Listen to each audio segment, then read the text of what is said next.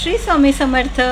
आज मंगळवार, वार आहे गणेशजींचा आणि हनुमंताचा. तर आपल्याला आज गणेशजींना दुर्वा फूल त्यांना आवडतं जास्वंद नक्कीच व्हायचं आहे लाल रंगाचं. त्यांना सिंदूर अर्पण करायचं आहे कारण त्यांना सिंदूरही आवडतो.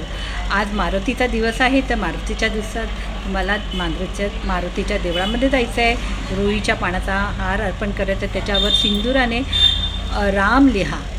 त्याचप्रमाणे त्यांना नारळ चढवा. नारळाला लाल रंगाचा कपडा लावून जर तुम्ही नारळ अर्पण केलं तर खूप चांगलं राहील. त्यांना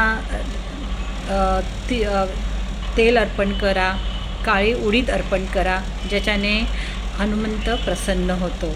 नारळ जर फोडलात तर त्याचा प्रसाद सगळ्यांना वाटा. आज आहे आपला 2025 डिसेंबर आणि याच्यामध्ये आपण वर्षभरातच चालू केलं होतं माचीस अर्पण करायचा गुप्तदान म्हणून. तर आज मंगळवार आहे तर तुम्हाला मंगळाचा माचीस अर्पण करायचा हनुमंताच्या इथे. दानामध्ये तुम्ही लाल मूग डाळ, तूर डाळ, लाल डाळ किंवा चणे, छोले असं दानामध्ये देऊ शकता. चहा द्या.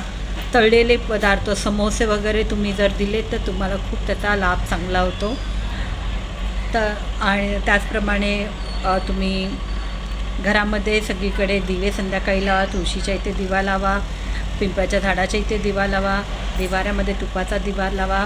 याच्याने तुमच्याकडे एक प्रसन्नता आणि एक चांगली ऊर्जा निर्माण होते. तर ही चांगली ऊर्जा निर्माण करण्यासाठी आपण प्रसन्न राहणं आवश्यक आहे.